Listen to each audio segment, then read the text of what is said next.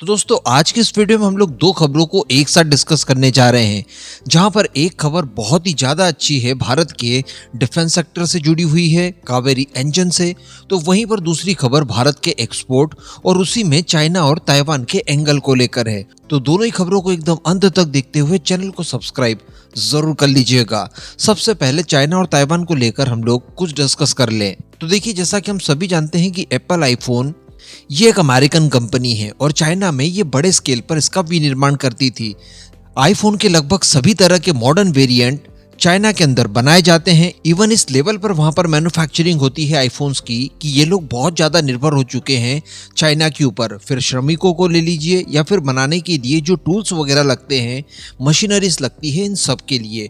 और iPhone manufacturer की अगर बात की जाए तो हम सभी जानते हैं कि ताइवान की फॉक्सकॉन कंपनी इनका निर्माण करती है। लेकिन पिछले कुछ समय से लगातार देखा जा रहा है कि एप्पल आईफोन भारत के अंदर अपने आप को शिफ्ट कर रहा है।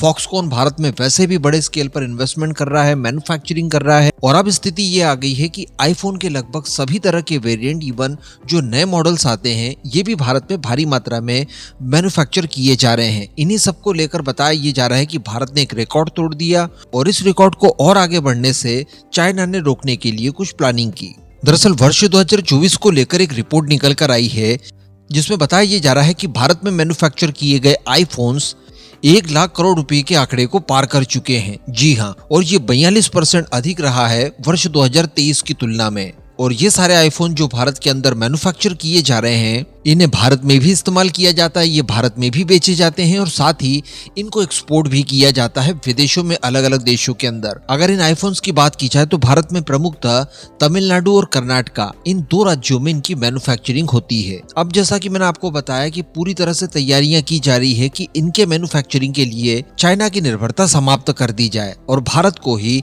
इसके विकल्प के तौर पर चुना गया है। इस वजह से हो ये रहा था कि भारत के अंदर नई नई प्लानिंग फॉक्सकॉन लगातार किए जा रहा है, एक्सपेंशंस करते जा रहा है मैन्युफैक्चरिंग यूनिट्स का। इसी में दरअसल स्किल्ड वर्कर्स की और साथ ही कुछ मशीनरीज की आवश्यकता पड़ रही थी, जो कि फॉक्सकॉन ने शुरुआत में चाइना से ही बुलाने की तैयारी कर ली थी। यानी चाइना को ही कहकर वहां के जो स्किल्ड वर्कर हैं उनकी एक वर्कफोर्स भारत आती और भारत में मैन्युफैक्चरिंग में मदद करवाती। इसके अलावा जो मशीनरीज की आवश्यकता थी ये भी चाइना से ही मंगवाई जाती। लेकिन बताया जा रहा है कि चाइना ने इन सब चीजों को अच्छा खासा डिले कर दिया। एक तो वर्कर्स को भारत में लाने के लिए सारे वर्क परमिट और जो वीजास वगैरह चाहिए होते हैं, ये सारी कुछ चीजें क्लियर हो चुकी थी। इसके बावजूद वर्कर्स भारत के अंदर नहीं भेजे गए और मशीनरी की भी जो शिपिंग थी उसमें भी काफी ज्यादा डिले कर दिया। इसका सीधा सीधा इम्पैक्ट आईफोन मैन्युफैक्चरिंग के ऊपर पड़ा और चाइना एक्चुअली यही चाह रहा था, क्योंकि बताया ये जा रहा है कि चाइना इस बात से काफी घबराया हुआ है कि आईफोन को लेकर उसकी जो सुप्रीमेसी थी वो भारत द्वारा समाप्त कर दी गई है। लेकिन अब इसके अल्टर के तौर पर ताइवान की कंपनी फॉक्सकॉन ने एक नई तरकीब निकाल ली और वो ये थी कि जब तक भारत के अंदर ही स्किल्ड वर्कफोर्स तैयार नहीं हो जाती और जो सारी मशीनरीज अभी चाइना से मंगवाते थे क्योंकि वो भारत में तैयार नहीं हो पाती, तो इन्हें चाइना की बजाय ताइवान से ही मंगवा लिया जाए ताकि इन सब चीजों की शिपिंग वगैरह जल्द से जल्द हो जाए और भारत के अंदर मैन्युफैक्चरिंग लगातार चलती रहे। तो यहाँ पर अब चाइना को डबल झटका। एक तो आईफोन मैन्युफैक्चरिंग में भारत उससे आगे निकल चुका है, साथ ही जो वर्कफोर्स वहां से मंगवाई जा रही थी, मशीनरीज मंगवाई जा रही थी, उस पर भी अब ब्रेक लग गया है। तो संभवतः आने वाले कुछ और समय में आईफोन मैन्युफैक्चरिंग को लेकर भारत के अंदर कुछ और बड़े बदलाव जरूर हो सकते हैं। अब इसके बाद बात कर ली जाए कावेरी इंजन को लेकर, तो मैं आपको बता दूं कि जीटीआरई द्वारा इसको लेकर कुछ नए डाटा दिए गए हैं। एक तरह से एक नई रिपोर्ट पेश की गई है जो कि बहुत ही ज्यादा संतुष्टि देने वाली है। सबसे पहले तो ये बताया जा रहा है कि जो नया कावेरी इंजन बनाया गया है, जिसे हम लोग कावेरी के ड्राई इंजन के तौर पर जानते हैं, ये अपने मूल इंजन से 75% सिमिलर है, एक जैसी चीजें हैं।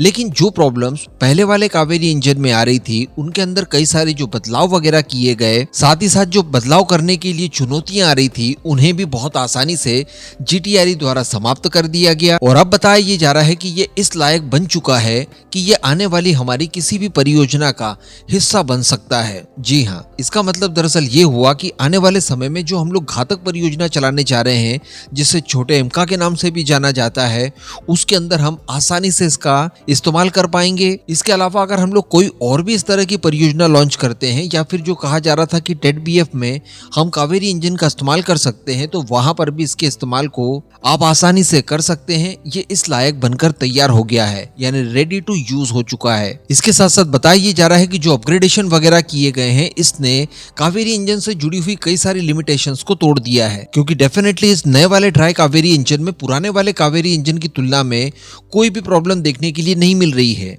ऑब्वियसली इसके ऊपर काफी बड़े स्केल पर काम किया गया इसी वजह से। तो बाउंडेशन टूट जाना इसका मतलब ये पहले से कम फ्यूल कंज्यूम करेगा, इसके साथ साथ ये ज्यादा थ्रस्ट जनरेट करने में भी सक्षम होगा। साथ ही जैसा कि हम लोग जानते हैं कि कावेरी इंजन एक 4th जनरेशन के फाइटर जेट में इस्तेमाल किए जाने वाला इंजन था, लेकिन अब हम लोग उसे एक 5th या 6th जनरेशन के मिली जुली टेक्नोलॉजी के साथ इस्तेमाल करने जा रहे हैं घातक यूसीएवी में, जो कि स्टेल्थ प्लेटफॉर्म होगा और किसी भी परिस्थिति में स्टेल्थनेस से हम लोग समझौता नहीं कर सकते। तो यहाँ पर जो पहले प्रश्न उठाए जा रहे थे कि क्या कावेरी इंजन इस तरह के उन्नत प्लेटफॉर्म के अंदर सूटेबल हो पाएगा, क्या ये उसकी स्टेल्थनेस को बरकरार रख पाएगा, क्योंकि ये तो काफी ज्यादा पिछड़ा हुआ इंजन है।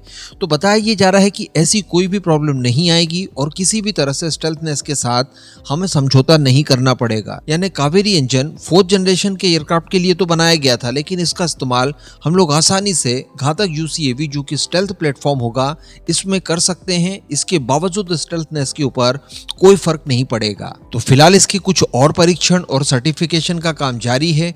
बहुत ही जल्द यहाँ से इसे क्लियरेंस मिल जाएगा, उसके बाद इस परियोजना को आगे बढ़ाने के लिए रास्ता साफ हो जाएगा। इन दोनों खबरों पर अब आपका क्या मानना नीचे कमेंट करके जरूर बताइएगा।